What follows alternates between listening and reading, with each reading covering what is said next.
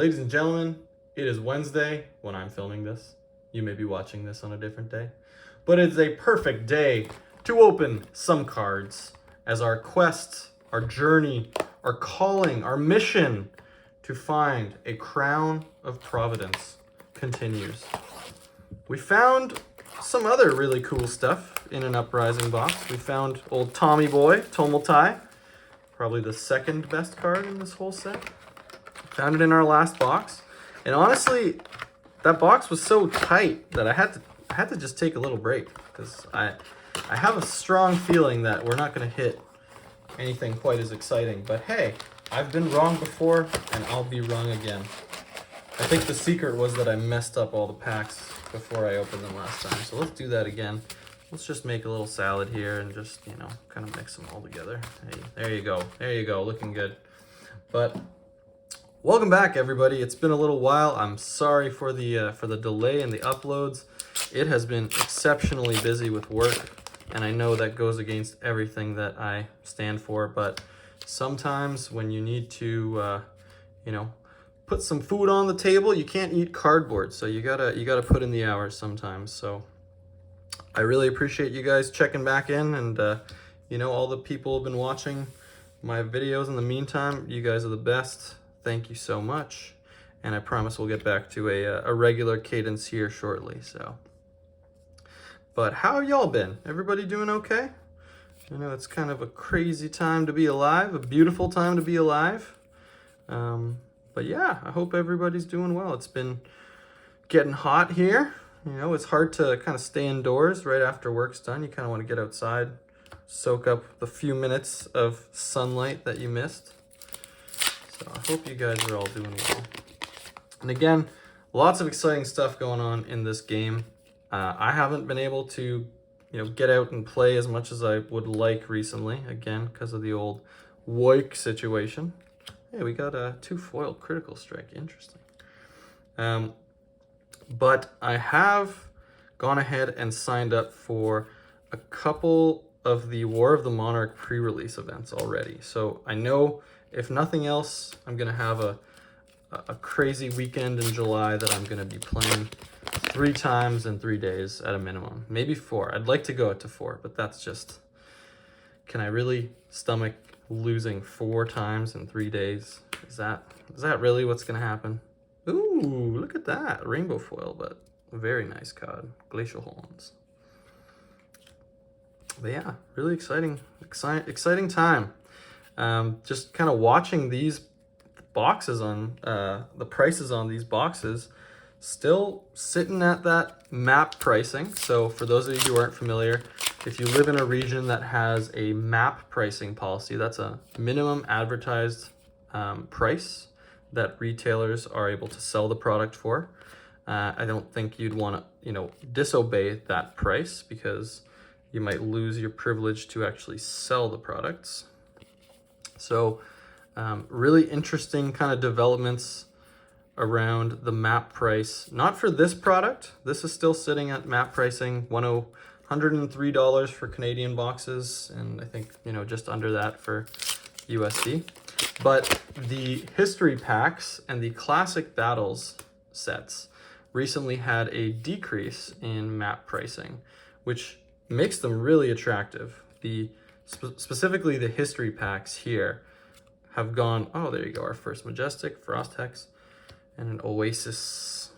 The history packs have dropped to a really kind of tasty looking level. They're $116 Canadian. So I'm sure they're under 100 now in US.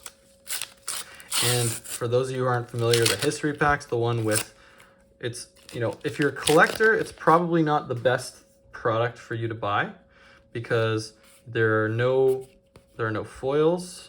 It's just really for players to get cheap cards, playing pieces. Oh, that's a beautiful card, red hot. But if you're a player and you're looking for something to open to get, you know, the highest number of cards that you can play, the history pack is an awesome product, and it actually just reduced the price, I think, just last week. So same with the classic battles set. So if you're a relatively new player and you're looking for some you know, Blitz decks, also some cold foil heroes. There are some really cool, unique cold foil heroes and cards in that history pack. It's a Classic Battles, sorry, not history pack, Classic Battles, Dorinthia versus Rhinar, 2 of the OG heroes. Great product.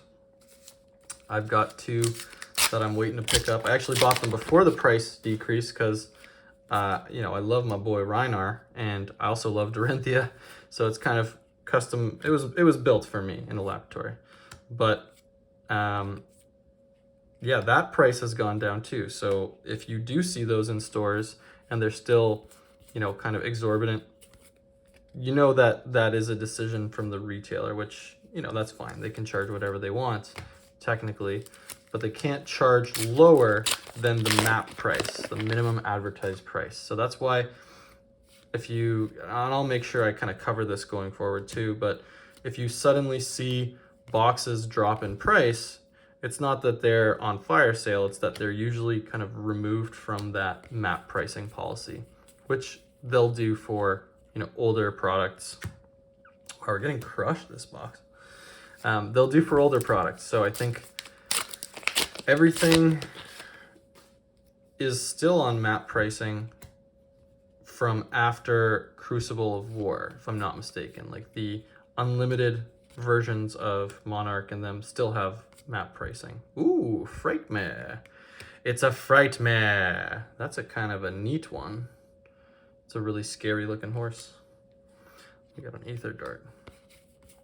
So yeah, it's cool. It's I like that LSS publishes all of this information. So if you ever go to their, I think it's like a retailer portal, it's one of the tabs on their website basically has all the information that if you're a store that sells these products, these are the things you need to know, and these are the updates that you're going to get. So it's good to kind of keep up with those things if you are in that business.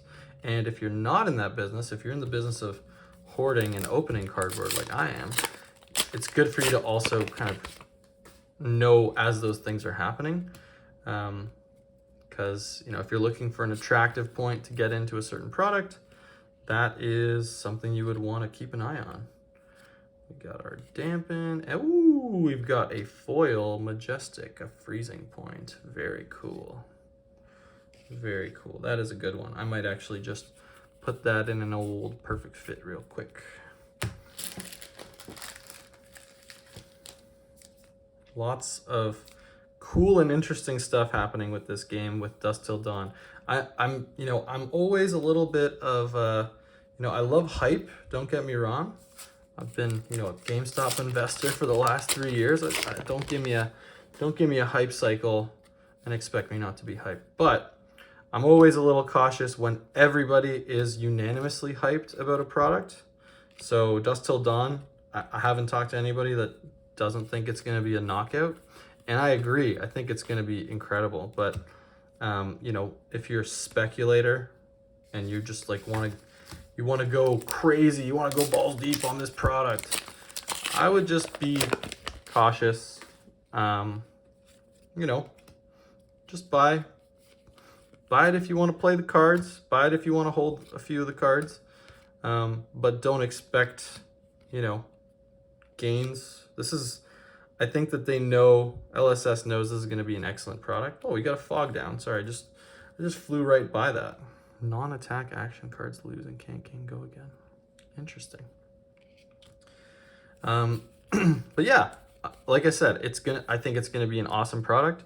I think it's always interesting to examine these supplemental sets and performance, sell-through rates, compared to the other sets, which are draftable. So there's a whole different distribution method. There's a whole different way that these cards get into the market and into the hands of players.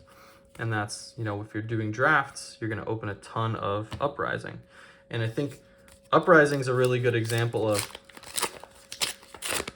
a really long draft season. I think if you talk to anyone that was playing Flesh and Blood when Uprising was kind of the draftable set or the new set, that draft season lasted a really long time.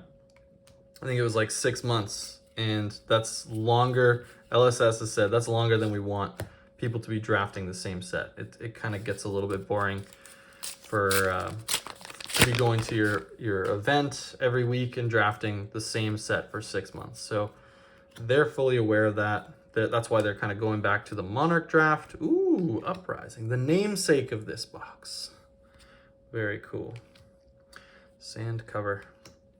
So they're going back to old sets. I'm sure they'll probably do something like that too, where they kind of, you know, this month stores or this period as we release this new product, you know, let's say we have like a Savage Lands set that comes out in the future. You know, we're gonna actually, it's a supplemental product, but we're gonna draft.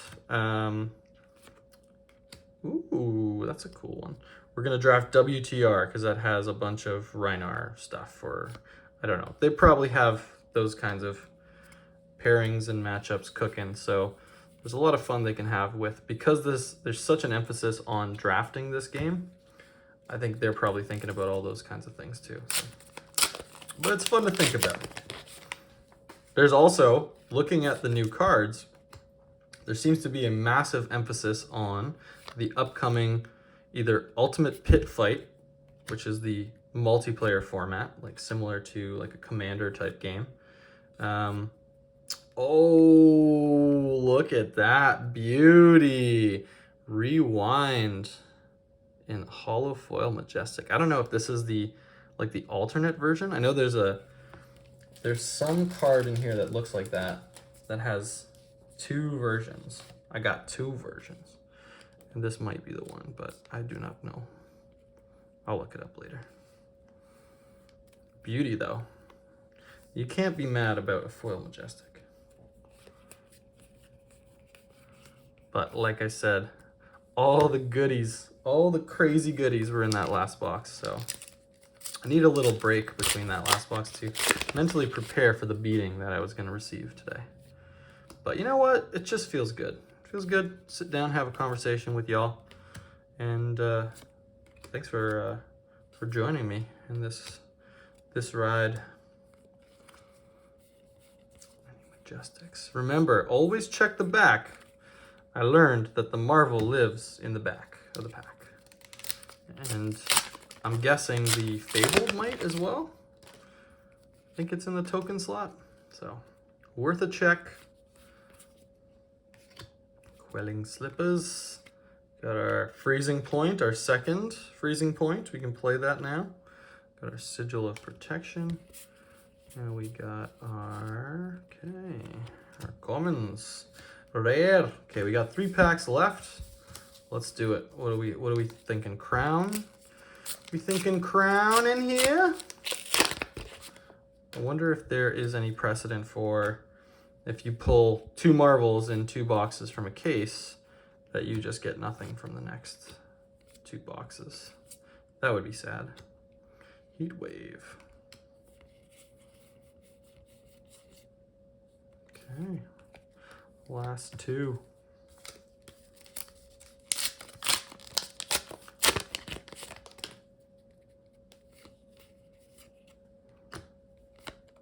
Flex. Ooh, a Tome of Firebrand. I've never seen that card. Tome of Firebrand. Okay. We got that, baby. Singe. Ooh, okay. A little foil. Little cold foil conduit right there. Looking good. Looking good. I forgot about cold foils.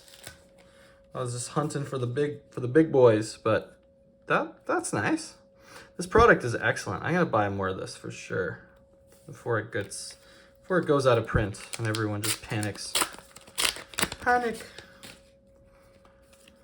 And our last pack. Any magical hits in here? What do we got? Mounting Anger, Mirror Guy. Oh, okay. We got our Sweeping Blow and Knotting in the back. Okay. So it goes. You win some, you lose some. That's the old gambler's fallacy where you're like, I hit a tonal tie, therefore I'm gonna get so many more. No, it's not true. But what did we get? We got 6 regular Majestics. We got 2 foil Majestics, and we got a cold foil common. So, you know, we got a bunch of cool rares, a bunch of cool equipments. We got some very, very sweet foils. Look at that, beautiful heat wave, you know. Great product. You can see the highs and the lows, the experience. We got one more box. The quest for the crown continues. And I think after that point, we are really going to be saving and pre-ordering some Dusk Till Dawn because we want to go heavy on that one. I'll take that risk. I don't mind. I will do it for you. I hope you guys are having an excellent day and don't work too hard.